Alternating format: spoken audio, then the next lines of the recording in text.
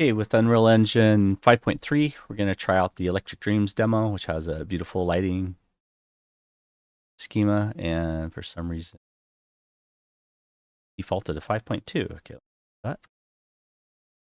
All right, excellent. We got 5.3, Unreal 5.3 open, and this is the Electric Dream environment. And I just went ahead and went for the nicest template. You can load up just about any example template that you want to try this out with. And the Electric Dreams, just be careful with your computer, check the minimum specifications. It's 50 gigabytes, I think, something 30 or 50, something. Kind of like the Valley of the Ancients demo when they first launched Unreal 5. So I'm going to go into the content folder down here and just right click, create a new folder. Right click, there we go, new folder. And we'll just call it my content, or we'll do underscore and I'll just put my name. There we go. That pops up to the top when I'm looking for things inside the content folder. And inside the content folder, we can just drag and drop our characters. Go over to our downloads folder. That's where my stuff was. And we get the character that we used in, drag and drop them, just like we did in Maya. You'll see the import button will pop up, geometry and skin weights. It'll automatically detect that it is a skeletal mesh, that is, that it says rigging and meshing information. There's skeletal mesh right there, import mesh. You'll also see down here materials that will create new materials and import the textures is all defaulted. So just click import all. And hopefully this will only take a few seconds. And indeed, it just took a few seconds and it's just updating. So whenever you update new, bring in new things, you'll get a little star next to them in the folder here. I can just go save all and you'll see the materials, the idle, the physics asset, the skeleton, the cloth material. There's duty cloth, leggings, medallion, underscore MAT. You can see why I use the MAT naming convention. That's also common in Unreal Engine. Just hit save all. These might take a minute. If I double click that, you'll see it opens up. There's the cloth. Color will update. Usually updates after you open and save it, but I'm just being patient because this is a gigantic scene. And here's the idle. There's a physics asset. Here's the skeleton. So if I just grab the idle, drop them in right in lighting of the scene. Where is he facing?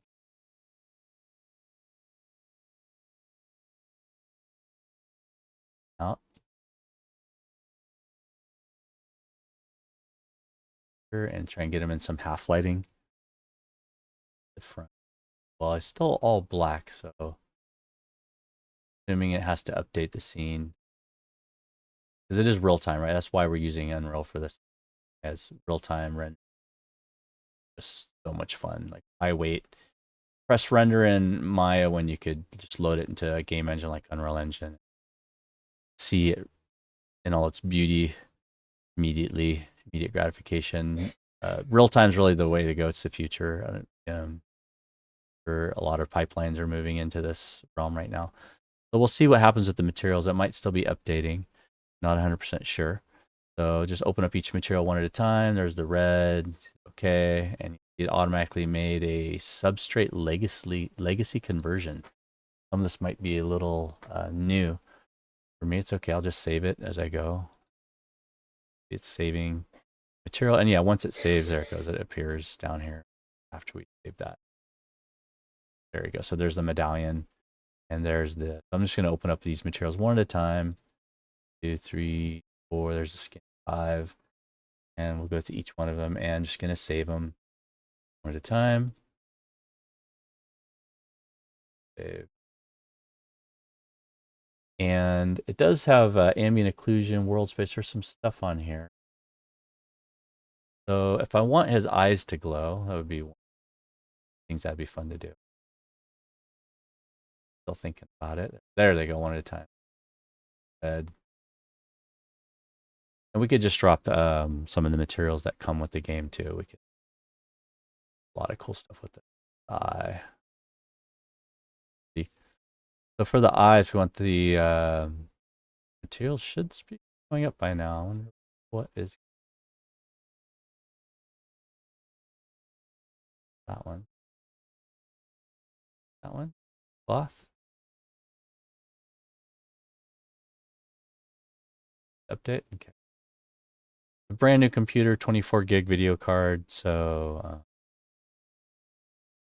but I do want the medallion to be nice and shiny. We want his eyes to glow.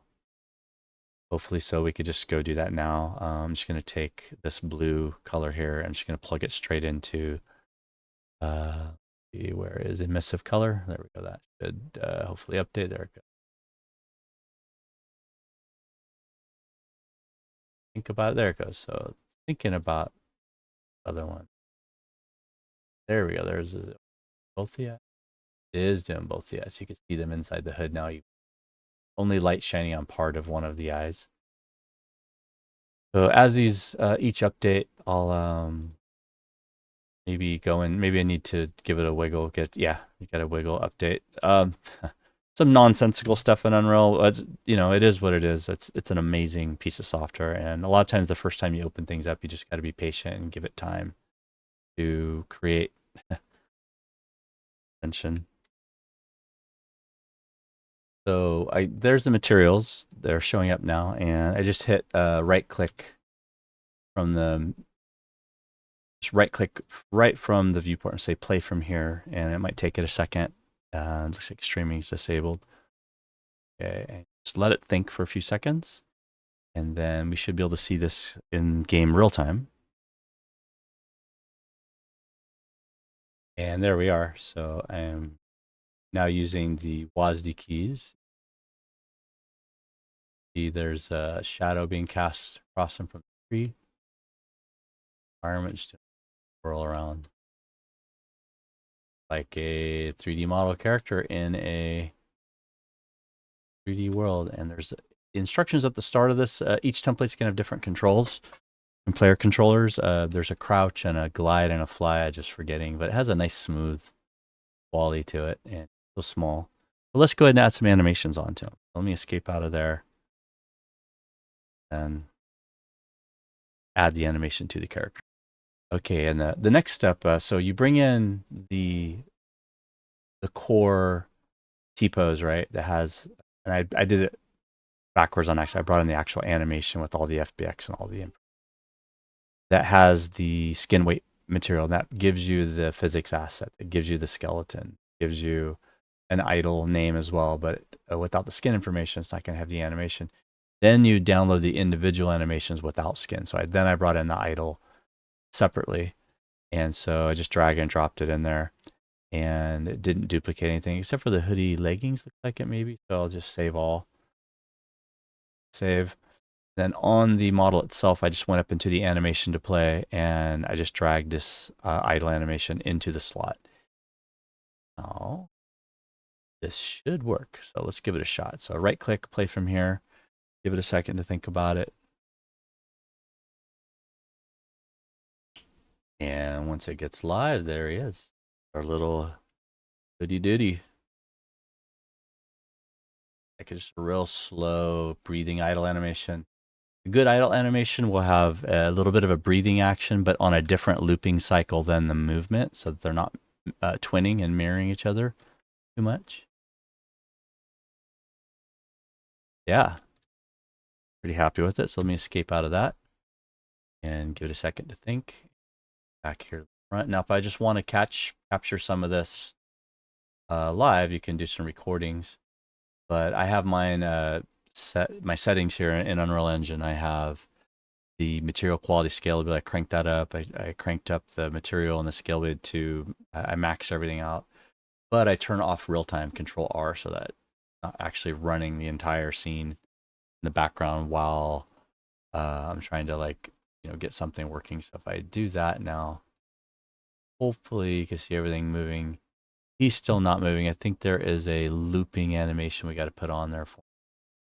But let me give this another shot. Yeah, so it's on looping and it's on playing. That's the main thing. If you drag your separate animation, so we could try a few different ones here. Let's go ahead. So we had walk. Let me go ahead and drag and drop the walk animation there and just hit import all. And you'll see walk now. I grab the walk and drag that over here, and now he's going to be in a loop and a play. It's going to be playing and it's going to be looping, but it's not going to be looping until the game starts, right? So here's all the materials you can see right there. Here's the mesh that it's using. Skin catch usage. Here's the physics. Clothing, we can get into some of the clothing. That's just pretty awesome with the new chaos tools. Lighting, information, casting the shadows. There's the animation rig. There's a deformer. So much stuff in here. My goodness, it's gotten really complex, but it's awesome. So complexity is there for a reason. So if we keep scrolling down, there's a skeletal mesh, and there's a bunch of checkboxes. Here's the optimization level of detail. Ray tracing, oh my gosh.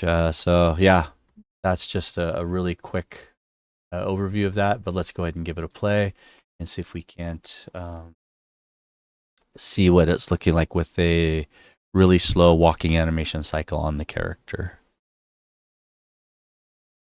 And there you have them. Woo. Totally out of control. And you can see there's some clipping occurring. So this is part of what we talked about with how we do the inside and outside of the cuffs and underneath garments and like that. But let's see.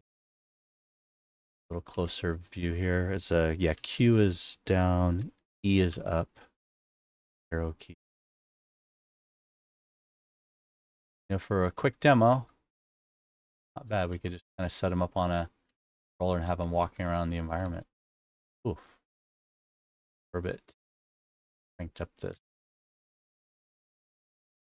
So there you have it. There's our character complete model, UV map, texture, just solid colors, rig animation, brought into Maya, brought into Unreal Engine. The next step would be to hook up the character controllers, but that'd be getting into Unreal blueprints and give them something, a pickup item, something to hold on to. Make our own environment, as beautiful as this is. We want to make our own things. So thanks so much, and we'll see you in the next video.